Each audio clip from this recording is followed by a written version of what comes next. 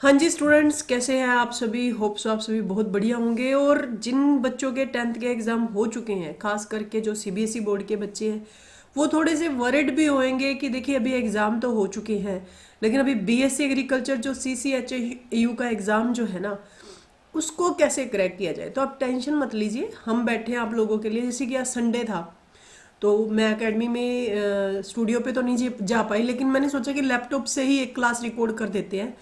तो देखिए सबसे पहली बात तो जो भी बच्चे बीएससी एग्रीकल्चर की प्रिपरेशन कर रहे हैं टेंथ लेवल पे, या आपका कोई बहन भाई वीएलडीए की प्रिपरेशन कर रहा है, तो ये जो स्क्रीन पर नंबर दे रखा है देख रहे हो आप, 9812630162, इस पर आप एक बार मेरे को व्हाट्सएप मैसेज जरूर कर दीजिएगा। आपको एक ना ग्रुप में जोड़ देंगे जिसमें आपको बीएससी एग्रीकल्चर की सारी इन्फॉर्मेशन मिल जाएगी, वीएलडीए की भी सारी इन्फॉर्मेशन मिल जाएगी कि कब फॉर्म निकलता है, कब आपने फॉर्म भरना है। क्योंकि बहुत सारे बच्चों को तैयारी करते रहते हैं लेकिन फॉर्म का जो है वो पता नहीं लगता, तो थोड़ा सा गला खराब है, थोड़ा कॉम्प्रोमाइज़ कर लेना। तो क्वेश्चंस बीएससी एग्रीकल्चर के हम कर रहे थे, यानी कि एग्रीकल्चर का जो आपका पार्ट है, एग्रोनॉमी का जो पार्ट है, उसमें से किस टाइप के क्वेश्चंस जो है वो आपको देखने को मिलेंगे। देखिए पहले क्या हुआ करता था, 60 क्वेश्चंस आया करते थे एग्रीकल्चर्स के, यानी कि 3-4 साल पीछे की अगर मैं बात करूं तो। लेकिन अभी क्या है भाई, 10 से 12 क्वेश्चन, 12 से लगा लीजिए 12 अप टू 15 क्वेश्चंस नहीं देखने को मिलेंगे आपको एग्रीकल्चर के। लेकिन जब हम बात करते हैं ना कि जी सीट्स तो सिर्फ 55 ही है, मैडम जी सीट्स तो सिर्फ कितनी है, 55 सीट्स हैं, तो 55 सीट्स में से आपको एक सीट चाहिए पड़ी, तो कंपटीशन तो है। लेकिन उसके लिए आपको एक एक नंबर पे क्या करना पड़ेगा, गौर भी करना पड़ेगा अगर आप एक सीट चाहते हैं तो, ठीक है। तो उसी हिसाब से चाहे साइंस आती है, चाहे एग्रीकल्चर आती है, एसएसटी, हिंदी, इंग्लिश, हर एक सब्जेक्ट पर हम फोकस करके चलेंगे। नया बैच स्टार्ट हो चुका है, चाहे आप ऑनलाइन की बात कर रहे हो चाहे आप ऑफलाइन की बात कर रहे हो, तो ऑनलाइन बैच जो है वो अपनी शुरू है। तो आप कॉल करके भी सारी इन्फॉर्मेशन इसी नंबर से ले सकते हो, एग्जाम क्रैक करवा देंगे बेझिझक, ठीक है।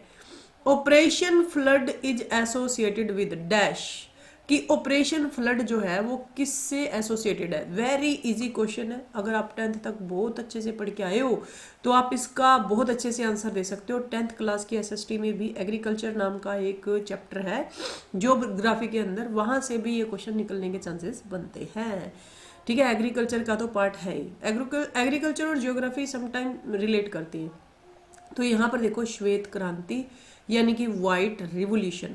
व्हाइट रेवोल्यूशन की अगर हम बात करें तो देखो व्हाइट रेवोल्यूशन में क्या है, व्हाइट रेवोल्यूशन जो है, ऑपरेशन फ्लड, ये आप ऐसे बोल सकते हो डेयरी प्रोडक्ट। डेयरी प्रोडक्ट में सबसे पहली बात तो क्या आ जाती है, मिल्क की बात आती है। तो मिल्क प्रोडक्शन से रिलेटेड है, ये किससे रिलेटेड है, मिल्क प्रोडक्शन से रिलेटेड है। और ये 1970 में आया था, 1970 में आया था ये, ठीक है।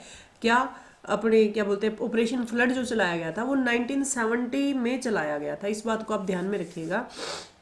तो इसमें अगर आपसे ये पूछा जाए who is the father of white revolution, तो वाइट रेवोल्यूशन जो रिलेटेड है वो किससे रिलेटेड है, वाइट रेवोल्यूशन, जिसको आप हिंदी में क्या बोलते हो बच्चों, हिंदी मीडियम वाले जो स्टूडेंट हैं घबराए नहीं, उनकी भी ख्याल रखा जाए तो श्वेत क्रांति, ठीक है। श्वेत क्रांति रिलेटेड है किससे, मिल्क प्रोडक्शन से, ठीक है। अब श्वेत क्रांति के जनक हिंदी में बोल सकते हैं, फादर ऑफ व्हाइट रेवोल्यूशन कहा जा सकता है, किसको कहा जाता है, डॉक्टर, हिंदी में लिख देते हैं चलो, डॉक्टर वर्गीज कुरियन। किसको बोला जाता है, डॉक्टर वर्गीज कुरियन को कहा जाता है बच्चों। आपसे पूछा जाए who is the father of white revolution, या फिर श्वेत क्रांति के जनक कौन है, डॉक्टर वर्गीज कुरियन है। ये बहुत ही इंपॉर्टेंट क्वेश्चन है, इस चीज को बहुत बढ़िया तरीके से आपने करना है, ठीक है, क्लियर है, ठीक है। उसके बाद में ये आपसे पूछा जाए कि ये चलाया किसके द्वारा गया, तो ये एनडीबीबी के द्वारा चलाया गया था, नेशनल डेयरी, एनडीडीबी के द्वारा चलाया गया था, नेशनल डेयरी डेवलपमेंट बोर्ड के द्वारा। किसके द्वारा, नेशनल डेयरी डेवलपमेंट बोर्ड, किसके द्वारा बच्चों, नेशनल डेयरी डेवलपमेंट बोर्ड के द्वारा सबसे पहले इसको रन किया गया था। समझ में आ गई बात इतनी, नेशनल डेयरी डेवलपमेंट बोर्ड, चलने दो यार कोई चक्कर ही नहीं है, ठीक है, क्लियर इतनी बातें, तो इस चीज़ को आप ध्यान में रखिएगा, ठीक। उसके बाद में चलते हैं नेक्स्ट क्वेश्चन पर। नेक्स्ट क्वेश्चन हमारा, the science concern with vegetable culture is called. तो देखिए एक क्वेश्चन ना स्टडी से पूछ लिया जाता है, जैसे कि हम बोलते हैं कि फ्लोरिकल्चर जो है वो किसकी स्टडी होती है, ओलेरिकल्चर किसकी स्टडी होती है, तो ये आपको पता होना चाहिए। हॉर्टिकल्चर किसकी स्टडी होती है, एग्रीकल्चर आपको पता है, कृषि। तो हमसे पूछा गया है स्टडी ऑफ वेजिटेबल को आप क्या बोलते हो, ये बोला गया है, ठीक है। यानी कि science concern with vegetable culture. देखो स्टडी के पीछे लॉजी लगा हुआ आएगा, जब भी स्टडी की अगर आप बात करते हैं तो लॉजी वर्ड आपको देखने को मिलेगा। लेकिन जब आप बात करते हैं कल्चर, तो मतलब कि एक तरीके से कृषि करना, एग्री कल्चर करना उस चीज़ के अंदर।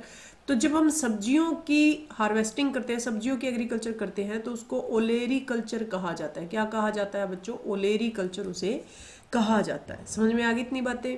चलेंगे नेक्स्ट क्वेश्चन पर। नेक्स्ट क्वेश्चन है हमारा, green manures plant used by farmers mainly belongs to. किसानों द्वारा प्रयुक्त हरी खाद के पौधे मुख्य किस कुल से संबंधित है? देखो हरी खाद, हरी खाद जैसे कि दालें आप बीजते हैं तो दालें हरी होती है, हरी पौधे होते हैं उनके। तो दालें क्या करती हैं, ठीक है, दालें क्या करती हैं, पल्सेस क्या करती हैं, जो आपकी लैंड है, भूमि है, उसको फर्टाइल करने का काम करती हैं। फर्टाइल करने का काम कैसे करती हैं? आपने 7th क्लास की एनसीईआरटी में एक कंसेप्ट पढ़ा होगा।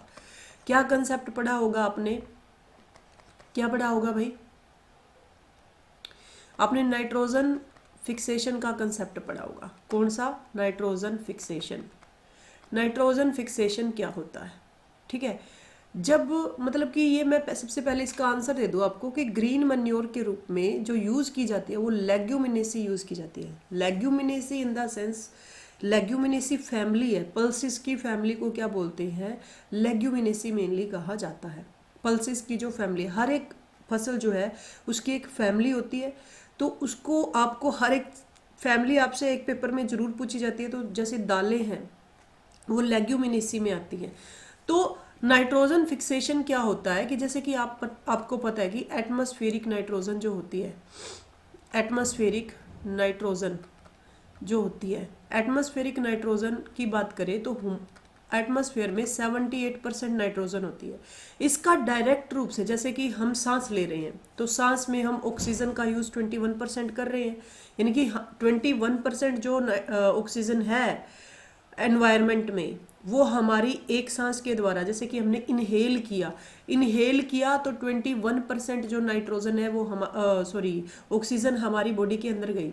17% नाइट्रोजन जो है वो एक्सेल, जब हमने सांस बाहर निकाली तो वापस आ गई। यानी कि इनहेल और एक्सेल से ही क्या बना है? एक सांस लेने की प्रोसेस बनी है। तो जब हमने बात करी इनके डिफरेंस की तो 4%, यानी कि जब हमने इनहेल ऑक्सीजन अंदर लेकर गए तो 21% ऑक्सीजन गई, बाहर निकाला तो 17% ऑक्सीजन जो है वो बाहर आई। तो डिफरेंस कितना रह गया? 4% का डिफरेंस रह गया। तो वो जो 4% का डिफरेंस रहा है वो हमने ऑक्सीजन को क्या कर लिया? अब्जॉर्व कर लिया। But in case of nitrogen की अगर हम बात करें तो इन केस ऑफ नाइट्रोजन हम इनहेल करते हैं 78%, यानी कि 78% नाइट्रोजन हमने इनहेल करी और 78% नाइट्रोजन ही हमने एक्सेल कर दी, यानी कि सांस अंदर गई तो 78% नाइट्रोजन ह्यूमन बॉडी में गई जो एटमॉस्फेयर में थी, 78% ही बाहर आ गई। तो हमने अब्जॉर्ब करी बच्चों 0%। तो इस एटमॉस्फेरिक नाइट्रोजन को हमने ह्यूमन बॉडी में डायरेक्ट सांस में तो लिया नहीं, तो फिर हमने क्या किया? इनडायरेक्ट में, जैसे कि वो जो एटमॉस्फेरिक नाइट्रोजन थी उसको क्या करने का काम किया? फिक्स करने का काम किया। इसी को ही क्या करते हैं? फिक्सेशन ऑफ नाइट्रोजन बोलते हैं। जब नाइट्रोजन को नाइट्रोजन के कंपाउंड्स में चेंज कर लिया जाता है, नाइट्रोजन को नाइट्रोजन के यौगिकों में बदल लिया जाता है, तो इसको फिक्सेशन ऑफ नाइट्रोजन कहा जाता है। क्या बोला जाता है बच्चों? फिक्सेशन ऑफ नाइट्रोजन कहा जाता है, नाइट्रोजन का स्थिरीकरण कहा जाता है। तो अब वो जो नाइट्रोजन के कंपाउंड बन रहे हैं वो मिट्टी में जाएंगे। दलहनी पौधे, जो दाल वाले पौधे होते हैं, पल्सिस वाले प्लांट्स होते हैं, उनमें फिक्सेशन ऑफ नाइट्रोजन की पावर ज़्यादा होती है। इसी वजह से वो जब वो पौधे आप उगाते हैं तो ऑब्वियस सी बात है कि नाइट्रोजन का लेवल मिट्टी में बढ़ता है, जिससे भूमि जो है वो उपजाऊ होती है, लैंड फर्टाइल होती है। तो इस वजह से ये कहा गया कि ग्रीन मैन्योर प्लांट्स जो हैं वो फार्मर्स के द्वारा इसीलिए यूज़ किए जाते हैं। क्यों यूज़ किए जाते हैं? क्योंकि लेग्यूमिनेसी जो यूज़ किए जाते हैं, क्योंकि मतलब कि ये ग्रीन मैन्योर हरी खाद के रूप में यूज़ किए जाते हैं। समझ में आ गई? कहने का मतलब ये हो गया। चलिए, major food crop of the worlds belong to, विश्व की प्रमुख खाद्य फसलें किस कुल से संबंधित करती हैं? जैसे कि मैं बात कर लूँ गेहूं की, ठीक है, व्हीट की बात कर लूँ, राइस की बात कर लूँ, बाजरा जो हो गया, जौ जो हो गया, ये जितनी भी खाद्य फसलें हैं वो किससे संबंध करती हैं? उनको आप बोलते हैं अनाज वाली फसलों की जो फैमिली होती है ना, उनको ग्रैमिनी कहा जाता है। जो अनाज वाली, जिनसे हमें क्या मिलता है, अनाज मिलता है, उनको क्या कहा जाता है बच्चों? ग्रैमिनी उनको कहा जाता है। क्या कहा जाता है? ग्रैमिनी। चलेंगे नेक्स्ट पॉइंट पर। Soils with high pH are generally deficient in, उच्च पीएच वाली मिट्टियों में सामान्यतः किसकी कमी होती है? तो देखो भाई, जितनी भी पीएच वैल्यू, पीएच से आप क्या समझते हैं? साइंस का कंसेप्ट है, पीएच हर एक चीज़ की चेक की जाती है, वाटर की चेक की जाती है, मिट्टी की चेक की जाती है, तो ये होती है पावर ऑफ हाइड्रोजन वैसे तो, लेकिन मैं यहाँ पर ये बोलूँगी पोटेंज ऑफ हाइड्रोजन। बिल्कुल जो साइंस का आप वर्ड यूज़ करते हैं पोटेंज ऑफ हाइड्रोजन, इसकी जो फुल फॉर्म होती है बच्चों वो होती है पोटेंज ऑफ हाइड्रोजन। तो ये मतलब कि पीएच को बताता है। तो हमसे पूछा गया कि जो जिनकी पीएच वैल्यू हाई होती है, ज़्यादा, जिस मिट्टी की पीएच वैल्यू जो है वो हाई होती है, उसमें किन तत्वों की कमी होती है, किन एलिमेंट्स की कमी होती है, किन मतलब कि किन चीज़ों की कमी होती है, ये पूछा गया। तो जिंक और मैग्नीज की उनके अंदर क्या हो जाती है? कमी हो जाती है। किसकी कमी हो जाती है?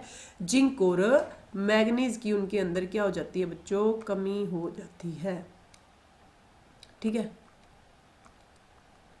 तो चलेंगे नेक्स्ट क्वेश्चन पर चलते हैं हम लोग। नेक्स्ट क्वेश्चन है हमारा, rearing of silk worms for the production of silk fibre is known as, रेशम तंतु के उत्पादन के लिए रेशम के कीड़ों को पालन क्या कहलाता है? तो देखो, रेशम के कीड़े जो पालन होते हैं उनको बच्चों बोलते हैं रेशम कीट पालन। हिंदी में तो लिख ही रखा है, लेकिन हिंदी में ऐसे नहीं लिखा आएगा भाई, यही लिखा आएगा, ये ध्यान में रखना आप। तो इतना एग्जामिनर इजी देने वाला नहीं है पेपर, तो सेरीकल्चर ही लिखा आएगा, तो सेरीकल्चर होता है। समझ गए कि जो रेशम के कीड़े पालते हैं ना, रेशम के कीड़ों की खेती की जाती है, वो सेरीकल्चर होती है। क्या होती है? सेरीकल्चर। मधुमक्खी पालन एपीकल्चर होता है, ये ध्यान में रखना। तो ये मधुमक्खी पालन नहीं लिखा जाएगा इधर, एपीकल्चर ही लिखा जाएगा, इसको आप ध्यान में रखना। जैसे कि एक होता है पीसीकल्चर, हिंदी में पीसीकल्चर और इंग्लिश में भी पीसीकल्चर ही लिखा जाएगा। ये होता है मछली पालन, फिश प्रोडक्शन के लिए। किसके लिए? फिश प्रोडक्शन के लिए। यह वही फ्लोरिकल्चर, फूलों की खेती होगी भाई। ठीक है, चलिए। The Bhoodan Gramdan movement initiated by dash is also known as bloodless revolution, dash द्वारा आरंभ किया गया भूदान ग्रामदान आंदोलन रक्तहीन क्रांति के नाम से भी जाना जाता है। तो सबसे पहले तो आप ये ध्यान रखना कि भूदान ग्रामदान मूवमेंट ही है जिसको ब्लडलेस रेवोल्यूशन भी बोलते हैं, कि रक्तदान क्यों बोला गया? देखिए, इसमें क्या हुआ था, विनोबा भावे ने स्टार्ट किया था। ये गांधी जी के डिसेपल थे, यानी कि गांधी जी के अनुयायी थे। ठीक है, विनोबा भावे। तो इन्होंने भूदान ग्रामदान मूवमेंट जो है वो शुरू किया। उसके पीछे का कारण ये था कि देखिए, समानता लाने के लिए, सभी के अंदर क्या लाने के लिए? समानता, यानी कि इक्वल करने के लिए सबको, कि किसी के पास अगर 100 किल्ले ज़मीन है, मैं सिंपल भाषा में समझा रही हूँ, आप छोटे बच्चे हो, 100 किल्ले ज़मीन है तो वो गरीबों में बांट दे। जमींदारों को इन्होंने मजबूर किया, कहने का मतलब है मोटिवेट किया, मजदूर किया कि भाई अपनी कुछ ज़मीन जो है वो आप किसानों को दे दीजिए, छोटे ज़मींदारों को या फिर छोटे किसानों को दीजिए, ताकि वो भी समानता में आ सके। तो समानता के लिए ये लाया गया था भूदान ग्रामदान, या भूदान यानी कि अपनी भूमि दान करना। समझ में आ गई बात इतनी? चलिएगा, नेक्स्ट क्वेश्चन की बात करते हैं। अच्छा, ये भूदान ग्रामदान आंदोलन वाला तो आपको समझ में आ गया होगा, कई बार पूछ भी लेते हैं कि ये कब शुरू किया गया था। तो ये 1951 में कहाँ शुरू किया गया था? एपी यानी कि आंध्र प्रदेश में शुरू किया गया था। और इसकी एक जगह भी पोचमल्ली नाम से जगह है जो पूछी जाती है, पोचमल्ली। ठीक है, पोचमल्ली नामक जगह से आंध्र प्रदेश से शुरू किया गया था। अब देखिए, आंध्र प्रदेश, ये मतलब कि आंध्र प्रदेश का एरिया है जहाँ पर से ये शुरू हुआ था। चलिएगा, नेक्स्ट क्वेश्चन की बात करते हैं। नेक्स्ट क्वेश्चन अपना है, चलिए, dash is the world largest producer of sugar cane. अच्छा, एक चीज़ और मैं बताना चाहूँगी। देखिए, अभी जो ये एरिया है ना, ये तेलंगाना में आता है, क्योंकि आंध्र प्रदेश से ही निकाल कर तेलंगाना बनाया गया है। तो कई बार वो तेलंगाना का ऑप्शन डाल देता है, तो आंध्र प्रदेश से निकाल कर कौन सा स्टेट बनाया गया? तेलंगाना। तो अभी ये जो जगह है ये तेलंगाना में आती है।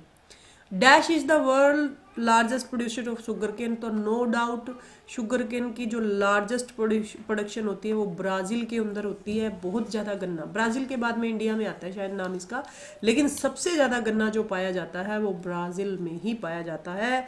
ठीक है, नेक्स्ट क्वेश्चन है, wheat requires of annual rainfall every distributed over the growing season, गेहूं को बढ़ने के मौसम में समान रूप से वितरित डैश वार्षिक वर्षा की आवश्यकता होती है।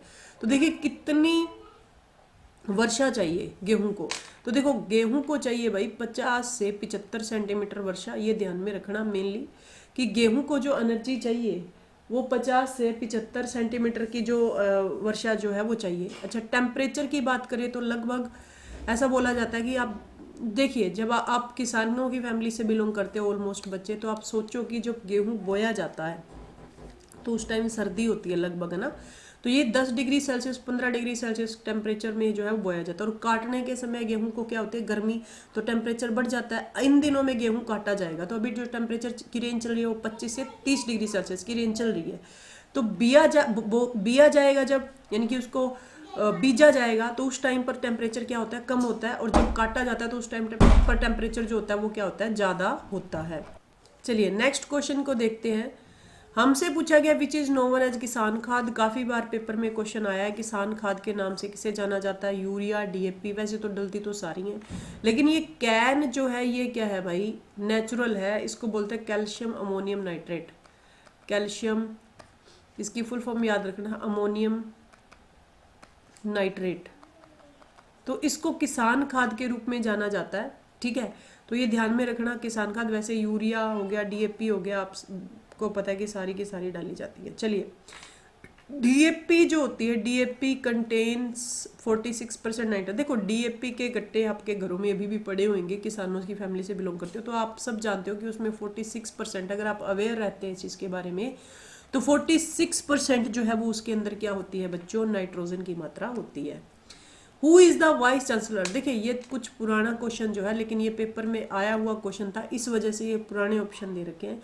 लेकिन अभी जो आप देखे होगे काफ़ी फेमस भी रही है, क्योंकि काफ़ी प्रोटेस्ट चला CCHU में पीछे जब लास्ट ईयर एग्जाम हुआ था, तो BR कंबोज जो है ये इनके क्या है अभी इस एट प्रेजेंट जो है वो क्या है, VC हैं, वाइस चांसलर हैं बलदेव राज कंबोज। ठीक है, तो ये ध्यान में रखिएगा।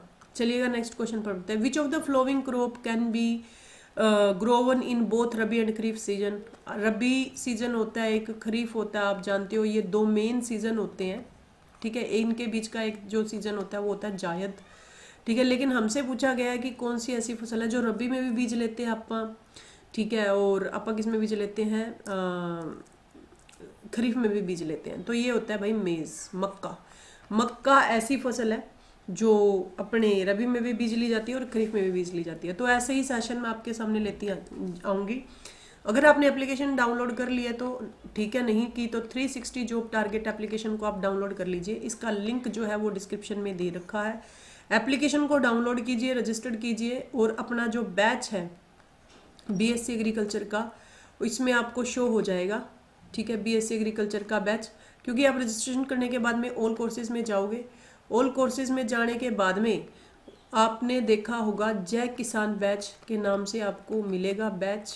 ठीक है, जय किसान बैच के नाम से उसका रेट आपको 12,000 रुपये शो हो रहा होगा, लेकिन अभी हमने ऑनलाइन बैच पर क्या लगा रखा है, ऑफर लगा रखा है। ये बैच आपको सिर्फ 7599 रुपये का मिल जाएगा भाई। ठीक है, और अगर आप ऑफलाइन आना चाहते हो तो फतेहाबाद में आइए, आप कॉल करके इस नंबर पर सारी इन्फॉर्मेशन इंक्वायरी ले सकते हैं। बहुत बढ़िया स्टाफ मिलेगा, बाकी आप जानते हैं। Thank you so much to all of you, nice to talk with you, teach with you.